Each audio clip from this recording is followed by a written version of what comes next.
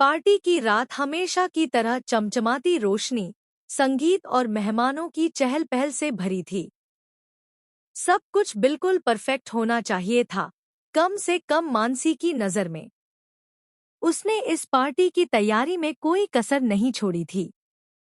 महंगा डेकोर, शानदार थीम और इंटरनेशनल मेन्यू, सब कुछ उसके हिसाब से।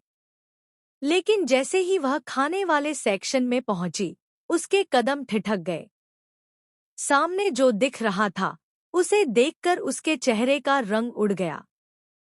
टेबल पर सजाकर रखा था देसी खाना, पूरी भाजी, दाल बाटी, खिचड़ी, पूड़ी, चटनी, कढ़ी और जाने क्या क्या। मानसी का गुस्सा उसके चेहरे पर साफ चमक रहा था। उसकी आंखें फैल गईं, होंठ कांपने लगे और उसने फौरन मीरा को आवाज दी। मीरा भी वहां आई, लेकिन उसके चेहरे पर घबराहट नहीं, बल्कि चालाकी झलक रही थी।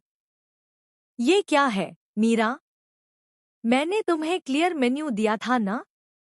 इंटरनेशनल बुफे कहा है। मानसी की आवाज लगभग फट रही थी।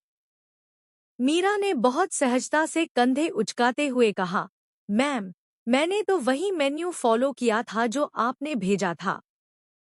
शायद शायद अनु ने कुछ बदल दिया होगा। बस, यह सुनते ही मानसी का गुस्सा फूट पड़ा।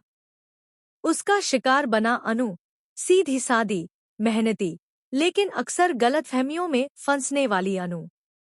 मानसी सीधा अनु की तरफ बढ़ी और सबके सामने उसे डांटना शुरू कर दिया। तुम्हारी वजह से मेरी पूरी पार्टी खराब हो गई।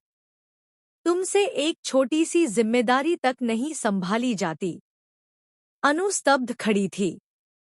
वह कुछ बोल भी नहीं पा रही थी। उसकी आंखों में बेपसी थी, लेकिन हिम्मत भी। वह जानती थी कि उसने जानबूझकर कुछ नहीं किया। तभी बीच में आया आर्य, एक सधा हुआ, शांत लेकिन मजबूत इरादों वाला शख्स, जो परिस्थिति को समझता भी है और संभालता भी है। आर्य ने आगे बढ़कर अनु के सामने एक ढाल की तरह खड़े होते हुए कहा, मानसी, पहले गुस्सा करने से पहले खाना तो चख लीजिए। अगर वाकई खराब होगा, तो हम सब अनु से सवाल करेंगे। लेकिन बिना चखे आप उसे ऐसे बेइज्जत नहीं कर सकती। पूरी पार्टी में सन्नाटा छा गया। मानसी को यह बात बिल्कुल पसंद नहीं आई कि कोई उसके फैसलों पर सवाल उठा रहा है, वो भी आर्य। लेकिन पार्टी के मेहमान अब खाने की तरफ बढ़ने लगे थे। सभी थोड़ी जिज्ञासा के साथ प्लेटें लेकर देसी खाने की तरफ बढ़े। अब जो होना था, वह शायद किसी ने सोचा भी नहीं था।